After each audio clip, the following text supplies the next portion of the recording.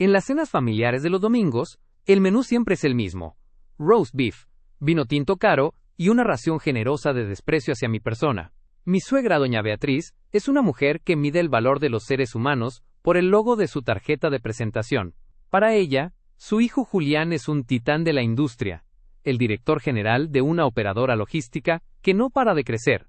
Y yo, Elena, soy simplemente la chica con suerte, que se encarga de que sus camisas estén blancas y sus cenas calientes. Es una pena, de verdad, dijo Beatriz el domingo pasado, dejando su copa de cristal sobre el mantel de lino. Julián llega tan agotado de la oficina, lidiando con juntas de millones de dólares. Y tú aquí, Elena, ¿qué hiciste hoy? ¿Regar las plantas? ¿Ver una serie? Deberías agradecer que mi hijo tiene la generosidad de mantener a una mujer que no produce ni un centavo para el hogar. Julián bajó la mirada hacia su plato, como siempre. Él sabía la verdad, o al menos parte de ella, pero el miedo que le tiene a su madre es mayor que su sentido de la justicia. Mamá, no empieces, murmuró Julián. Elena se encarga de todo en la casa. Sin ella, yo no podría concentrarme en el trabajo. Por favor, Julián, exclamó Beatriz con una risotada estridente. Limpiar el polvo no es un trabajo, es un pasatiempo.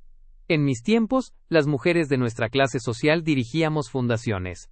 Tú, Elena, eres solo una carga decorativa. Si Julián perdiera su empleo mañana, estarías pidiendo limosna en una esquina porque no sabes hacer nada más que batir huevos. Mantuve la calma, dándole un sorbo a mi agua. Beatriz no tiene ni idea de que la casa que tanto presume fue comprada con un fideicomiso a mi nombre.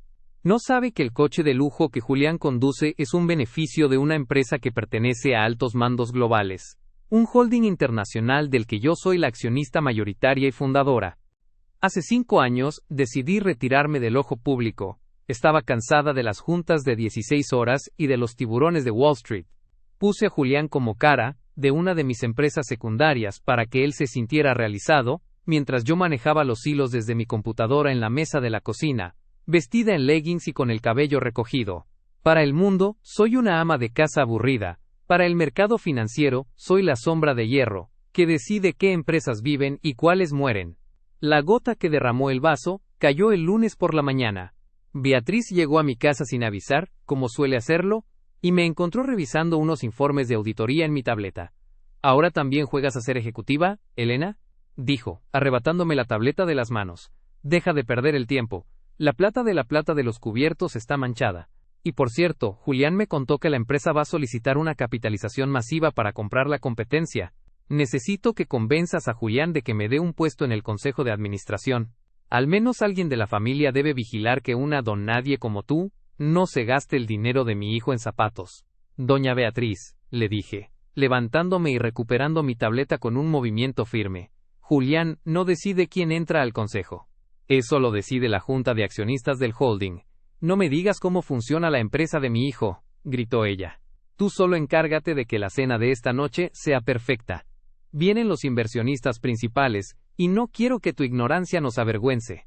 Prepárate, porque hoy es el día en que Julián se consolidará como el dueño absoluto de su destino, y tú solo serás la mujer que sirve los canapés. Sonreí para mis adentros. Beatriz no sabía que los inversionistas principales que venían a cenar eran, en realidad, mis abogados personales y mi director financiero, quienes traían el documento de revocación de mandato de Julián.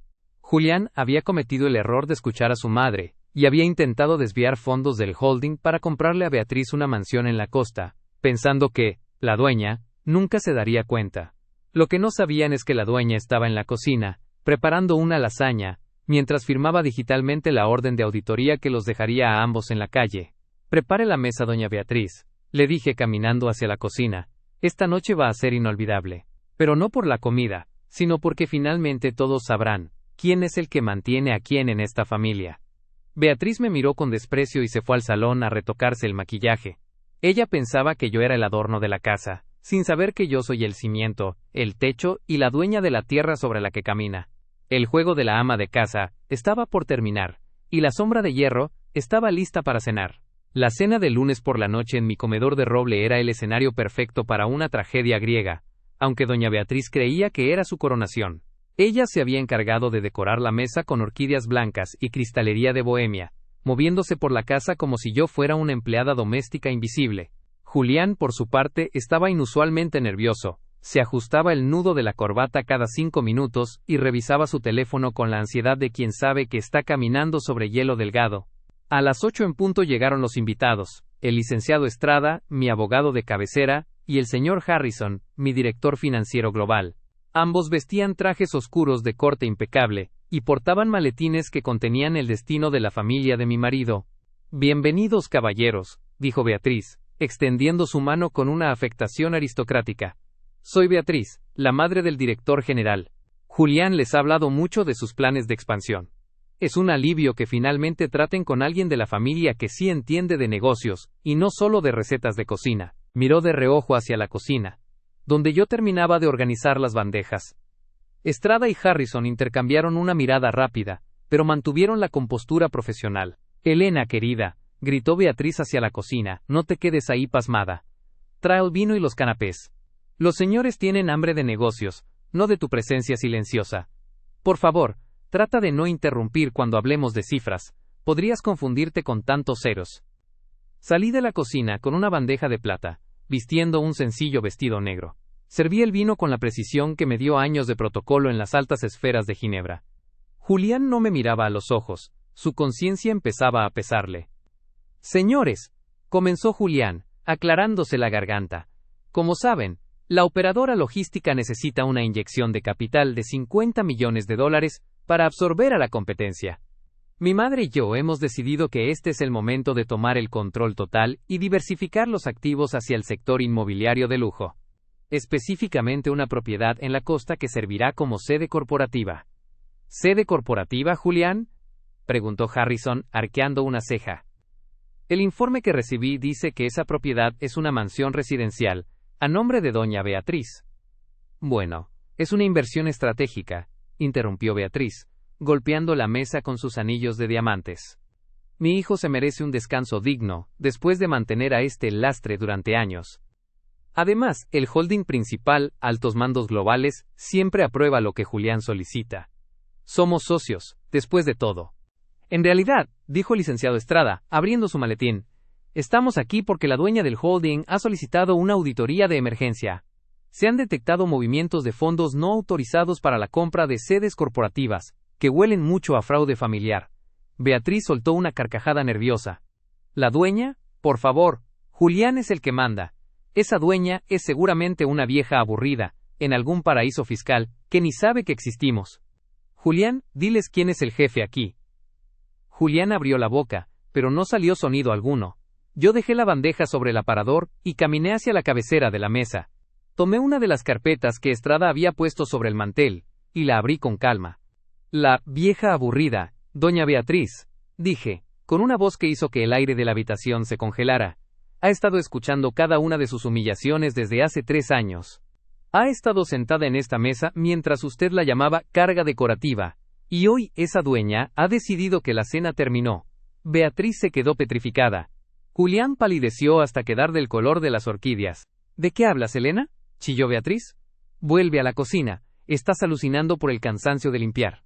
Señora Beatriz, intervino Harrison, poniéndose de pie con respeto absoluto hacia mí, le presento a la accionista mayoritaria de Altos Mandos Globales, la fundadora del consorcio y la mujer que técnicamente paga cada centavo que entra en esta casa, en el coche de su hijo, y en las joyas que usted lleva puestas.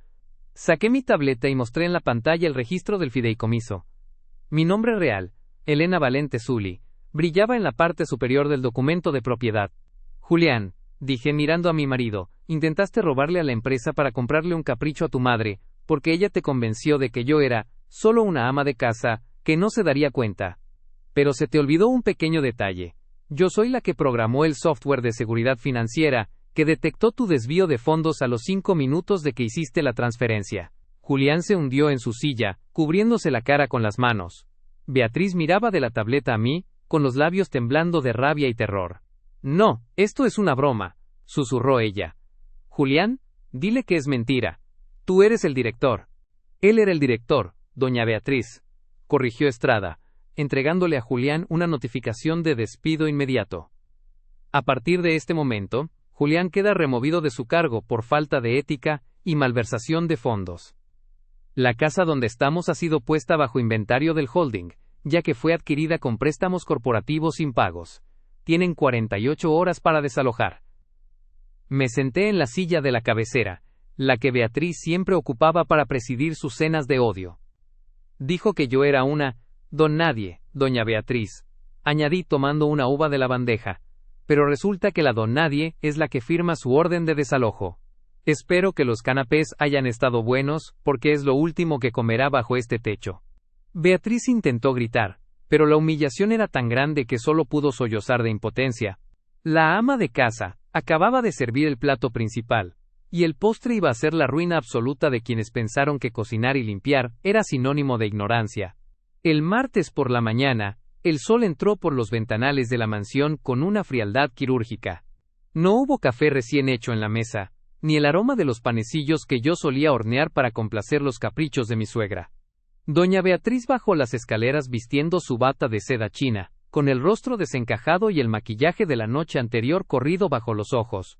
Se detuvo en el umbral del comedor, esperando encontrarme con el delantal puesto, suplicando perdón.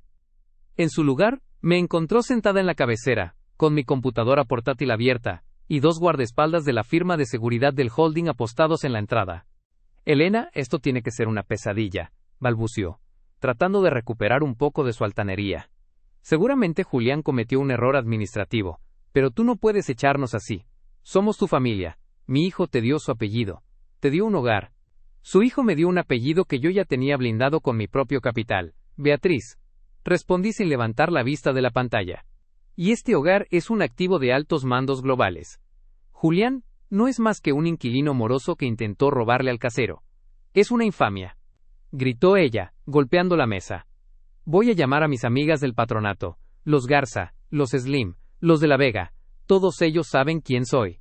Les diré que eres una usurpadora, una loca que ha secuestrado la empresa de mi hijo. Nadie volverá a invitarte a un evento en esta ciudad. Adelante, Beatriz. Llámelos, le dije, extendiéndole el teléfono inalámbrico de la casa. Pero antes de marcar, revise sus notificaciones de redes sociales y los correos de sus amigos. Beatriz arrebató el teléfono y con manos temblorosas, revisó su celular. Su rostro pasó del rojo de la ira al blanco del papel. El licenciado Estrada, por instrucciones mías, había emitido un comunicado de prensa discreto pero letal a las 6 de la mañana. Altos mandos globales anuncia la reestructuración de su filial logística, tras detectar irregularidades financieras por parte de la dirección saliente. La fundadora, Elena Valente Zully, retoma el mando directo. En los grupos de WhatsApp de la alta sociedad, el nombre de Beatriz ya era sinónimo de parásito. Sus amigas no solo no le contestaban, la habían bloqueado de los chats grupales para no verse salpicadas por el escándalo de malversación de fondos. Me bloquearon, susurró ella, dejándose caer en una silla. Todos me han dado la espalda. En este mundo, Beatriz, la gente no tiene amigos, tiene intereses. Sentencié. Y nadie tiene interés en una mujer que intentó estafar al holding, que financia la mitad de sus fundaciones benéficas. Por cierto, su tarjeta de crédito corporativa fue cancelada a medianoche. La cuenta donde Julián le depositaba su mesada de desvíos ha sido congelada por orden judicial. Julián apareció en ese momento, arrastrando los pies, con los ojos hinchados. Se veía pequeño, despojado de esa armadura de gran ejecutivo que yo misma le había ayudado a construir.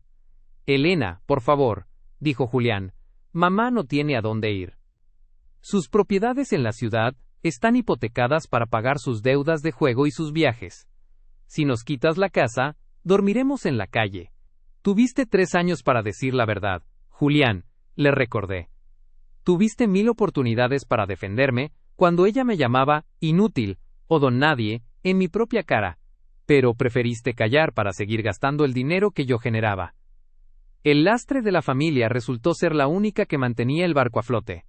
Me levanté y cerré mi computadora. El silencio en la casa era denso, interrumpido solo por el rítmico tic-tac de un reloj de pared que Beatriz solía presumir como una antigüedad familiar, pero que en realidad yo había comprado en una subasta en Londres. La trampa está cerrada, Beatriz, añadí, caminando hacia la puerta. No solo han perdido la casa y el empleo. He comprado la deuda de sus hipotecas personales a través de una subsidiaria. Ahora, soy su acreedora directa. Si quieren un techo, tendrán que demostrar que pueden trabajar de verdad, como la ama de casa, que tanto despreciaron. ¿Qué quieres de nosotros?, preguntó Julián, con la voz quebrada. Quiero que sientan lo que es ser invisible, respondí. He alquilado un departamento pequeño en la zona industrial, cerca de los almacenes donde Julián solía mandar. Es humilde, tiene lo básico, y la renta es justa. Si Julián acepta un puesto como supervisor de carga, empezando desde abajo, como debió ser siempre, podrán quedarse ahí. Si no, las maletas están listas en la puerta lateral. Beatriz me miró con un odio puro, pero sus ojos también destellaban el terror de quien nunca ha tenido que lavar un plato por necesidad. Ella pensaba que yo era el adorno, sin saber que yo soy la que puede quitarle el brillo a su vida con un solo clic de ratón. Tienen 2 horas para decidir, sentencié. Supervisor de carga o la calle. Elijan rápido, porque el tiempo de la sombra de hierro es mucho más caro que los canapés que serví anoche. Salí de la habitación dejando a la reina sin corona y al príncipe sin reino, atrapados en la red que su propia soberbia había tejido. El juego de la simple ama de casa había terminado, y la auditoría de sus vidas apenas estaba comenzando. El miércoles por la mañana la zona industrial de la ciudad amaneció envuelta en una neblina gris y espesa que olía a diésel y a asfalto húmedo. Era el escenario perfecto para el primer día de la nueva vida de Julián. A las 6 en punto, el coche de seguridad del holding los dejó frente a un edificio de departamentos funcionales, de paredes delgadas y ventanas pequeñas, justo a espaldas de los enormes almacenes de altos mandos globales. Doña Beatriz bajó del vehículo abrazando su bolso de piel como si fuera un escudo. Sus tacones de diseñador se hundieron en un charco de aceite frente a la entrada. Esto es un ultraje, Julián, chilló, mirando el edificio con un asco que ya no tenía poder.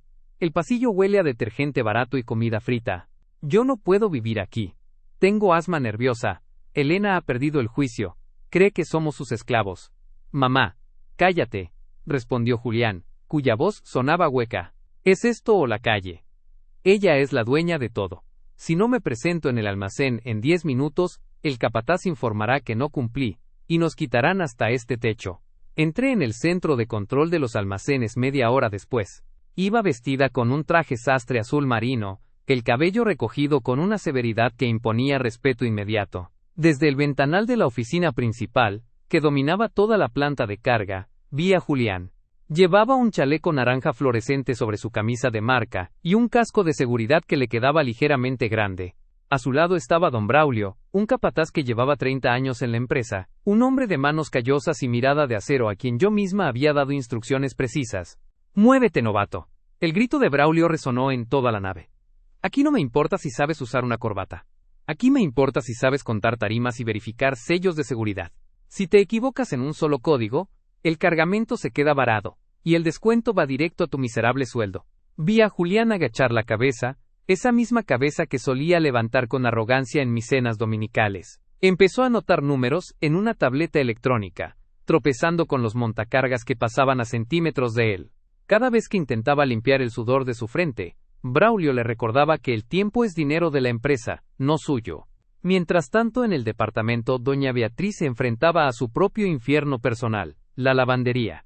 Como no teníamos servicio doméstico y yo había dado la orden de que nadie del personal del holding la ayudara bajo pena de despido, ella tenía que lavar su propia ropa de seda. Recibí una llamada de la cámara de seguridad del pasillo. Beatriz estaba forcejeando con una lavadora automática de monedas en el área común del edificio. «¡Maldita máquina! No entiendo estos botones», gritaba mientras un grupo de vecinas, esposas de otros obreros, la miraban con una mezcla de burla y curiosidad. «¿Necesita ayuda, señora?», preguntó una de las vecinas, una mujer robusta con un bebé en brazos. «Solo tiene que poner el jabón aquí, y no sobrecargarla». «No me toque», respondió Beatriz con veneno. «Usted no sabe quién soy yo. Yo cenaba con embajadores mientras usted hacía esto. Elena pagará por esto. Llamaré a mi abogado». «¿Su abogado renunció esta mañana por falta de pago?». «Doña Beatriz», dije, apareciendo de la nada en el pasillo común. Ella saltó del susto, soltando su costosa blusa de seda, que terminó en el suelo sucio. Me miró con un odio, que podría haber quemado el edificio entero, pero yo solo mantuve mi expresión de sombra de hierro. «¿Qué haces aquí? ¿Viniste a burlarte de mi desgracia?», preguntó, temblando de rabia. «Vine a supervisar mis activos, Beatriz. Este edificio es mío. La lavadora es mía». Y el tiempo que usted pierde gritando, es tiempo que Julián tendrá que trabajar extra para cubrir los daños que ustedes le causaron al fondo de reserva de la empresa. Dijo que limpiar el polvo era un pasatiempo. Bueno, parece que el pasatiempo se le está complicando. Caminé hacia ella y tomé la blusa de seda del suelo. Se la entregué con una sonrisa gélida. Si no aprende a lavar esto a mano, se va a quedar sin ropa para su próximo evento, que por cierto, será la comparecencia ante el fiscal el próximo viernes. Julián aceptó el trabajo para evitar la cárcel inmediata, pero eso no los exime de devolver cada centavo. Eres un monstruo, chilló. Nos tratas como si no valiéramos nada.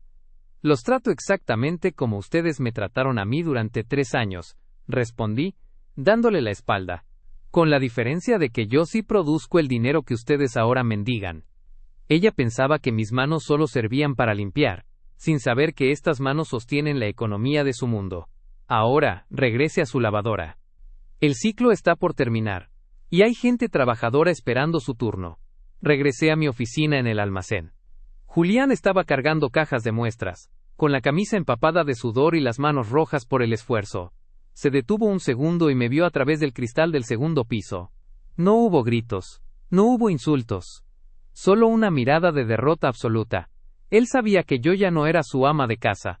Yo era su jefa, su acreedora y la mujer que él nunca debió subestimar. El juego de las apariencias se había derrumbado bajo el peso de la realidad industrial. La reina estaba lavando su propia seda en un sótano, y el príncipe estaba contando cajas en un almacén. La auditoría de sus almas estaba siendo mucho más dolorosa que la de sus cuentas bancarias. El viernes por la mañana, el edificio de los juzgados civiles se sentía como una guillotina de mármol. Doña Beatriz llegó vistiendo un traje sastre, que había logrado planchar ella misma, aunque las marcas de las quemaduras en la seda delataban su falta de pericia. Julián caminaba a su lado, con las manos ásperas por el trabajo en el almacén, y una mirada que ya no buscaba el horizonte del éxito, sino el suelo de la derrota. Yo los esperaba en la sala de audiencias, sentada junto al licenciado Estrada. No llevaba joyas ostentosas, solo un reloj de pulsera que marcaba el tiempo con la precisión de una sentencia. Señora Beatriz, comenzó el juez, revisando los folios de la auditoría, los cargos presentados por el holding a altos mandos globales son graves. Se le acusa de instigación al fraude corporativo y recepción de fondos malversados. El señor Julián ha declarado que los desvíos de capital para la mansión de la Costa fueron realizados bajo su presión directa. ¿Qué tiene que decir? Beatriz se puso de pie, tratando de proyectar esa dignidad aristocrática que ya no le pertenecía. Es una calumnia, gritó, señalándome con un dedo tembloroso. Mi hijo es un caballero. Elena es la que ha orquestado todo esto para quedarse con la empresa. Ella era una simple ama de casa, no sabe nada de finanzas. Seguramente falsificó esos documentos para humillarnos porque tiene un complejo de inferioridad. El juez arqueó una ceja y miró al licenciado Estrada. Su señoría, dijo Estrada, levantándose con calma. La señora Beatriz insiste en que mi cliente es una simple ama de casa. Sin embargo, tenemos aquí las grabaciones de las cámaras de seguridad del despacho de Julián, instaladas por orden del holding. En la pantalla de la sala se proyectó un video de hace 3 meses. Se veía a Beatriz golpeando el escritorio de Julián, exigiéndole que transfiriera los fondos para el enganche de la mansión. ¡Hazlo ya, Julián! Esa mujer no se va a dar cuenta. Elena está demasiado ocupada eligiendo las cortinas de la cocina para notar que faltan $2 millones. Ella es tonta, Julián. Cree que vive en un cuento de hadas porque tú la mantienes. Úsala. Es solo un mueble más de la casa. El silencio que siguió en la sala fue tan pesado que se escuchaba la respiración agitada de Beatriz. Julián se cubrió la cara con las manos, hundido en la silla del banquillo. Julián, dije, rompiendo mi silencio por primera vez en la audiencia, el fiscal te ofrece un trato. Si testificas formalmente sobre cómo tu madre administraba las cuentas paralelas y cómo ella misma contactó a los prestanombres, tu sentencia por malversación será conmutada por libertad condicional y 3 años de trabajo comunitario en los almacenes, bajo mi supervisión. Si decides protegerla, ambos irán a prisión federal por 10 años. Beatriz se giró hacia su hijo, con los ojos desorbitados por el pánico. Julián, no te atrevas, chilló, soy tu madre, todo lo que hice fue para que tuviéramos el estatus que merecemos. No puedes dejar que esa sirvienta nos gane. Julián levantó la vista, miró a su madre, vio la avaricia que aún destellaba en sus ojos, Y luego me miró a mí. Vio a la mujer que lo había amado en silencio. La mujer que había construido un imperio mientras él jugaba a ser el rey de papel. Acepto el trato, susurró Julián, con la voz quebrada. Ella tenía los recibos de cada una de sus ambiciones, mamá. Tú me obligaste a mentirle a Elena. Tú me dijiste que ella no valía nada. Pero la que no vale nada ahora, eres tú. Porque me pediste que robara para alimentarte un ego que ya no tienes. Beatriz soltó un grito de rabia y se abalanzó sobre Julián. Pero los guardias de seguridad la detuvieron de inmediato. La escena era patética. Una mujer de la alta sociedad, forcejeando, con el cabello desordenado y gritando insultos que ya nadie respetaba. Sentencia dictada, golpeó el juez el mazo. Doña Beatriz queda bajo arresto domiciliario preventivo, en el departamento de la zona industrial, mientras se procesa su condena de 5 años por fraude. Sus activos restantes quedan incautados para resarcir los daños al holding. Julián, queda usted bajo custodia laboral de la señora Elena Valente Zully. Salí de la sala mientras los oficiales escoltaban a Beatriz hacia la salida trasera. Ella intentó buscar mi mirada una última vez, buscando una pizca de la compasión que yo solía tener cuando le servía el té. Pero no encontró nada. Dijo que yo era solo un mueble más de la casa. Beatriz, le dije mientras pasaba a su lado. Pero se le olvidó que los muebles no se mueven solos. Los muebles son los que sostienen la estructura. Y hoy, la estructura se le cayó encima. Julián me siguió hasta la camioneta blindada. Se detuvo a unos metros, sin atreverse a subir. ¿Qué sigue ahora, Elena?, preguntó, con los hombros caídos. Ya lo tienes todo. Ya nos destruiste. No los destruí, Julián, respondí, subiendo al vehículo. Solo les quité el disfraz. Mañana te espero en el almacén, a las 5 de la mañana. Tienes muchas tarimas que contar, para pagar la deuda que tienes con mi paciencia. Y dile a tu madre que aprenda a usar la estufa. No habrá catering en su arresto domiciliario. La camioneta arrancó, dejando atrás el edificio de los juzgados. El juego de la simple ama de casa se había transformado en una lección de supervivencia corporativa. Ella pensaba que el amor de madre la salvaría, sin saber que yo tengo los recibos de cada una de sus ambiciones, y que en mi balance personal, el amor sin integridad siempre termina en quiebra técnica. Han pasado 6 meses desde que el mazo del juez dictó la sentencia que despojó a doña Beatriz de sus delirios de grandeza, y puso a Julián a trabajar en la base de la pirámide que antes creía dominar. Hoy es un lunes radiante, y me encuentro en el helipuerto de la torre corporativa de altos mandos globales. Ya no llevo el delantal con manchas de harina, sino un traje de seda azul noche y la mirada de quien ha recuperado el timón de su propio destino. Desde aquí, la ciudad parece un tablero de circuitos donde cada movimiento cuenta. A lo lejos, alcanzo a ver la zona industrial, ese laberinto de lámina y asfalto donde Julián cumple su condena laboral. Según los reportes de don Braulio, mi capataz de confianza, Julián ha dejado de quejarse del sudor. Ahora llega 10 minutos antes, sus manos tienen callos reales, y sus ojos han perdido ese brillo de arrogancia vacía. Por primera vez en su vida, sabe cuánto cuesta ganar un peso. Y curiosamente, se ve más hombre cargando cajas que cuando vestía trajes de $3,000 pagados con dinero ajeno. De doña Beatriz, recibo noticias a través de los oficiales de supervisión. Vive en el departamento de la zona industrial, bajo arresto domiciliario. Me dicen que la antigua reina del patronato, ahora pasa sus tardes lavando su propia ropa y cocinando arroz básico. Sus manos, que antes solo tocaban seda y diamantes, ahora conocen el roce del detergente barato. No tiene amigas que la visiten, ni choferes que la lleven a tomar el té. Se ha convertido en lo que ella más temía, una mujer invisible, una donadie atrapada en la realidad que ella misma despreció. A veces, mientras reviso las proyecciones financieras del holding, me detengo a pensar en esas cenas dominicales. Beatriz pensaba que el éxito era una joya heredada, un apellido rimbombante, o la capacidad de humillar a quien le servía la mesa. Nunca comprendió que el éxito es el imperio que yo construí piedra por piedra, código por código, mientras ella dormía en su burbuja de privilegios robados. Mucha gente en el mundo de los negocios me pregunta, Elena, ¿por qué fuiste tan dura? ¿Por qué no simplemente te divorciaste? Yo le respondo que el divorcio habría sido una salida fácil para ellos.